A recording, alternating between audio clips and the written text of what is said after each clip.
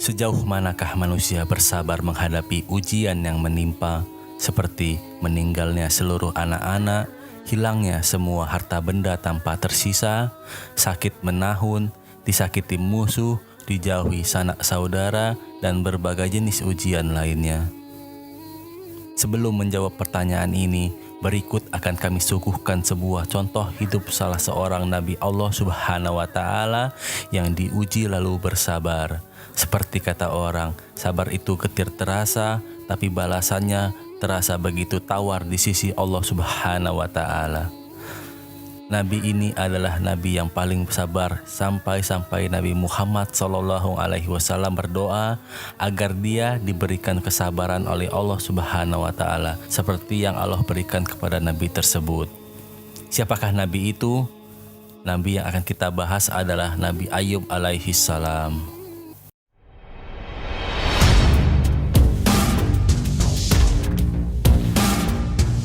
A'udzu billahi minasyaitonir rajim. Bismillahirrahmanirrahim. Alhamdulillahirabbil alamin wassalatu wassalamu ala asyrafil anbiya'i wal mursalin. Tiap manusia itu ada ujiannya. Tidak ada satupun manusia yang tidak ada ujiannya, termasuk para nabi dan rasul. Nabi Muhammad SAW bersabda, sesungguhnya yang paling berat ujian yang Allah timpakan adalah ujian yang Allah timpakan kepada para nabi, baru kemudian di bawah nabi, baru kemudian di bawah nabi.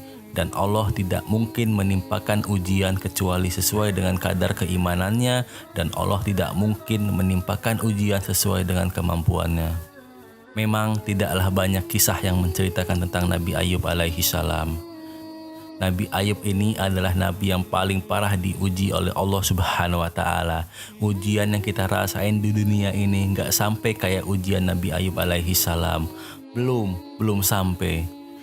Sebagiannya pun mungkin belum ada. Allah Subhanahu wa Ta'ala tidak menceritakan kapan diturunkan wahyu. Hanya diceritakan cobaan yang diterima oleh Nabi Ayub alaihi salam. Nama Nabi Ayub alaihi salam disebutkan di dalam Al-Quran sebanyak 4 kali, yaitu dalam surat An-Nisa, surat Al-An'am, surat Al-Anbiya, dan surat Shad. Ibnu Katsir dalam Qashasul Anbiya mengutip pendapat ahli sejarah menuliskan bahwa istri Nabi Ayub alaihi salam adalah Rahmah binti Efraim bin Yusuf bin Yakub bin Ishak bin Ibrahim alaihi salam. Dalam Qashasul Anbiya, Ibnu Katsir menuliskan pendapat Ibnu Asakir yang menyebutkan bahwa ibu Nabi Ayub alaihi salam adalah putri Nabi Lut alaihi salam. Sementara yang lain berpendapat ayah Nabi Ayub alaihi salam termasuk salah seorang yang beriman pada Nabi Ibrahim alaihi salam. Akan tetapi, pendapat yang masyhur diakui lebih benar di kalangan para ulama adalah pendapat yang pertama, berdasarkan nas Al-Quran. Nabi Ayub merupakan keturunan Nabi Ibrahim sebagaimana disebutkan oleh Ibnu Ishaq. Hal ini merujuk pada apa yang difirmankan oleh Allah Subhanahu wa Ta'ala dalam surat Al-An'am ayat 84 bahwa Nabi Ayub alaihi salam adalah keturunan Nabi Ibrahim alaihi salam. Dan kami telah menganugerahkan Ishak dan Yakub kepadanya. Pada masing-masing telah kami beri petunjuk, dan sebelum itu kami telah memberi petunjuk kepada Nuh dan kepada sebagian dari keturunannya, yaitu Daud, Sulaiman, Ayub, Yusuf, Musa, dan Harun, dan demikianlah kami memberi balasan kepada orang-orang yang berbuat baik. Dalam hadis-hadis Rasulullah tidak banyak, yang sahih cuma 2, lebihnya dhaif, sehingga tidak banyak dikisahkan seperti Nabi Musa, Nabi Ibrahim, dan lainnya. Karena dalam Al-Quran sendiri, dari 25 Nabi dan Rasul, yang sangat detail itu hanya sedikit. Seperti kisah Nabi Musa, Nabi Ibrahim, itu cukup detail. Ada pula kisah yang diisyaratkan hanya global, tapi ada yang tidak dikisahkan, seperti Yasa Zulkifli, sehingga untuk membentangkan terlampau panjang. Kisah ini tentu banyak diambil dari Israiliyat, tapi dicukupkan dalam Al-Quran, hadis Nabi Muhammad yang sahih, dan keterangan para ulama. Nabi Ayub alaihi salam diutus oleh Allah Subhanahu wa Ta'ala untuk berdakwah kepada kaum Arami dan Amori yang berada di kawasan Haurah yang terletak di bagian selatan Syria dan bagian utara Yordania, dan diperkirakan hidup pada tahun 1540 sampai dengan 1420 sebelum Masehi. Ibnu Katsir menuliskan bahwa Nabi Ayub alaihissalam adalah orang yang kaya raya, memiliki berbagai jenis harta mulai dari binatang ternak, budak, tanah yang terbentang dari Syahniah sampai Hauran. Sampai dikatakan pemilik kampung itu ya Nabi Ayub, karena saking banyaknya tanahnya, saking luasnya tanah, saking luasnya pertanian. Orang-orang bilang ini adalah kampungnya Nabi Ayub alaihissalam. Semuanya punya Ayub. Dan juga punya anak yang banyak. Dan keluarga juga banyak. Sanak familinya juga sangat banyak. Dan kekayaan yang tersebut Nabi Ayub alaihissalam terkenal dermawan di kampungnya. Gemar membantu fakir miskin, yatim piatu, serta senang memuliakan tamu. Tetapi oleh Allah Subhanahu wa Ta'ala memberikan cobaan kepada Nabi Ayub. Semua kenikmatan itu sedikit demi sedikit diambil, satu demi satu dicabut hingga habis semuanya. Cobaan yang diberikan Allah Subhanahu wa Ta'ala kepada Nabi Ayub alaihissalam adalah terdiri dari 3 macam cobaan. Perkara yang pertama, tempat pengembalaan hewan-hewan ternaknya terbakar. Seluruh hewan ternak milik Nabi Ayub alaihissalam ikut terbakar pula. Selain itu, kebun-kebun Nabi Ayub alaihissalam ikut terbakar bersama dengan isi-isinya. Apa kata Nabi Ayub alaihissalam? Alhamdulillah, Allah Subhanahu wa Ta'ala sendiri yang memberikan kekayaan itu kepadaku, dan hanya Dia saja yang berhak mengambilnya kembali.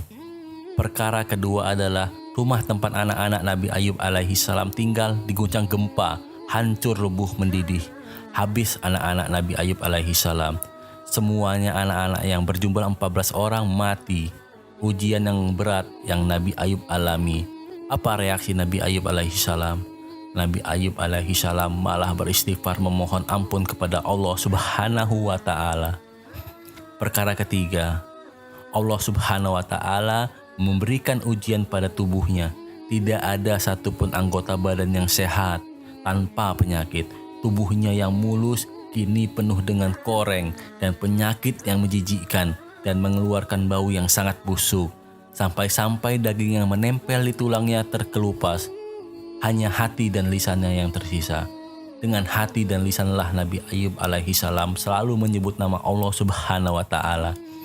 Semua ujian yang diterima dihadapi dengan sabar dan selalu mengingat Allah Subhanahu wa Ta'ala.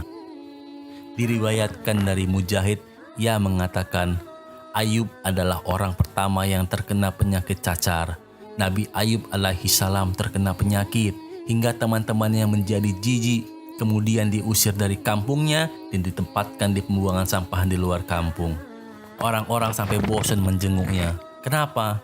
Karena penyakitnya nggak sembuh-sembuh, nggak hilang-hilang. Orang-orang takut ikut tertular penyakit yang diterima oleh Nabi Ayub alaihissalam.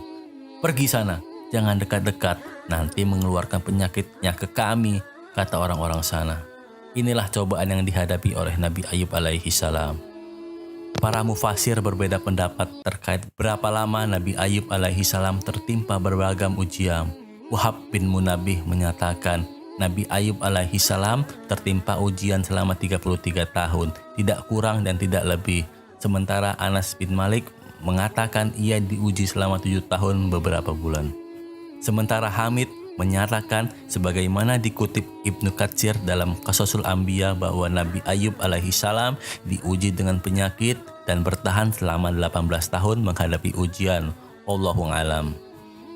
Disebutkan di sini tidak ada yang merasa iba kepada Nabi Ayub alaihissalam dan semua orang menjauhinya kecuali 3 orang, yaitu istrinya dan 2 orang temannya. Selain mereka bertiga yang lain pada hilang, tidak tersisa.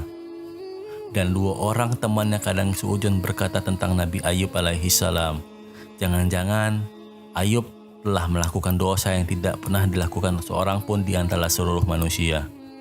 Maksudnya adalah Nabi Ayub pernah melakukan dosa yang sangat besar sampai-sampai Allah Subhanahu wa Ta'ala mengazabnya seperti ini. Temannya bertanya, kenapa seperti itu? Teman satunya menjawab, karena sudah 18 tahun ini Rob tidak mengasihinya dan menyembuhkan musibah yang menimpanya. Hanya istrinya lah yang selalu setia menjaga dan merawat Nabi Ayub alaihissalam, selalu menyayanginya dan membalas kasih sayang yang dulu pernah ia dapatkan dari Nabi Ayub alaihissalam. Setelah sekian lama merawat Nabi Ayub alaihissalam, kondisi tubuh istri Nabi Ayub alaihissalam melemah. Begitu pula uang simpanannya saat menjadi orang kaya semakin berkurang. Uang yang disimpan bisa bertahan berapa lama, sementara istri Nabi Ayub alaihi salam tidak bekerja. Dia fokus merawat Nabi Ayub. Akhirnya, uang tabungannya istrinya pun habis untuk mencukupi kebutuhan hidup. Istrinya bekerja pada orang-orang agar mendapatkan upah untuk membeli makanan sehari-hari. Ia keliling ke rumah orang kaya, mendatangi satu persatu rumah, berharap orang-orang kaya mau memperbantukannya untuk bekerja. Ia menawarkan tenaganya. Apakah ada yang bisa saya bantu? Apakah ada yang bisa saya kerjakan? Coba kita lihat teman-teman. Istri Nabi Ayub alaihi salam ini adalah istri yang solehah. Rela melakukan apa saja, rela bantu-bantu demi mendapatkan rezeki yang halal. Bukan asal dapat uang, halal, haram, hantam, yang penting dapat uang. Mau dosa belakangan. Bukan teman-teman. Sampai-sampai orang kampungnya bosan meladeni istri Nabi Ayub karena setiap hari selalu keliling, selalu bertanya apakah ada kerjaan yang bisa dibantu, terus begitu terus-menerus. Hingga kemudian hari, orang-orang tidak mau lagi menggunakan jasanya. Kenapa? Karena mereka baru tahu ia adalah istri Nabi Ayub.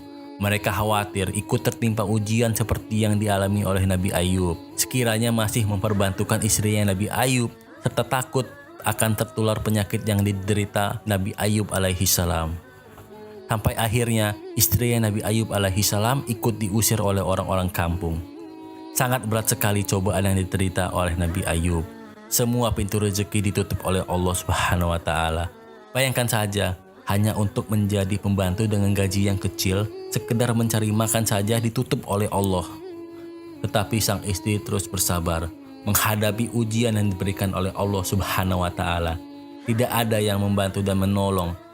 Setelah sebelumnya hidup bahagia, terhormat, kaya raya, begitu banyak penderitaan yang dialami, tetapi Nabi Ayub alaihi salam tidak pernah mengeluh, menderita kesakitan ataupun membenci Allah Subhanahu wa Ta'ala. Nabi Ayub alaihi salam tetap sabar dan ikhlas menghadapinya.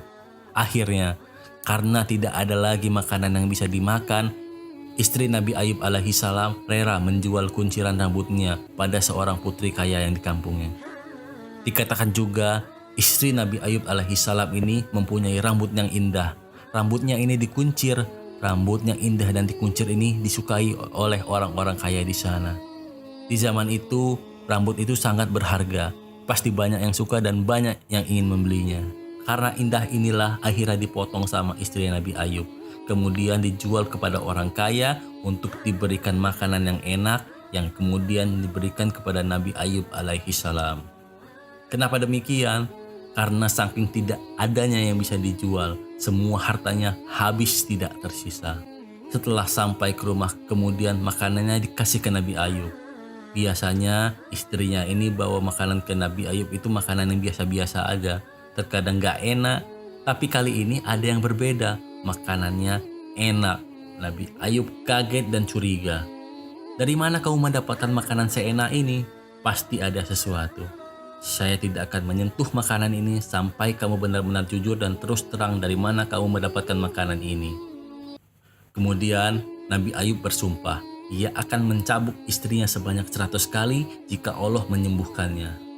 Keesokan harinya, akhirnya istrinya membuka kerudungnya dan diperlihatkanlah kepada Nabi Ayub alaihi salam. Setelah Nabi Ayub melihat kepala istrinya yang habis rambutnya, Nabi Ayub semakin sedih. Sedemikian besarnya pengorbanan istrinya untuk menemani Nabi Ayub alaihi salam. Nabi Ayub berdoa bukan karena penyakitnya, tapi Nabi Ayub alaihi salam malu karena istrinya lah yang berjuang untuk dirinya sampai menjual kepangnya. Kemudian Nabi Ayub alaihi salam berucap, "Ya Allah, sungguh aku telah ditimpa penyakit, padahal Engkau Rob Allah yang Maha Penyayang." Hanya ini saja doanya Nabi Ayub. Nabi Ayub tidak berdoa untuk kesembuhan penyakitnya. Bukan, cuma cerita aja sama Allah, kalau saya kena penyakit, bahkan Nabi Ayub memuji Allah dengan berkata Allah Maha Penyayang. Itu saja. Setelah 18 tahun lamanya Nabi Ayub memuji Allah, berzikir, mengingat Allah Subhanahu wa Ta'ala. Dia tidak minta kesembuhan, tetapi ia tetap bersabar. Akhirnya dia berdoa kepada Allah Subhanahu wa taala, minta kesembuhan. Maka Allah Subhanahu wa taala mengatakan, maka kami jabah doanya Ayub dan kami angkat seluruh penyakitnya. Bagaimana caranya? Allah Subhanahu wa taala mewahyukan kepada Nabi Ayub di tempatnya. Hentakkanlah kakimu, inilah air yang sejuk untuk mandi dan untuk minum.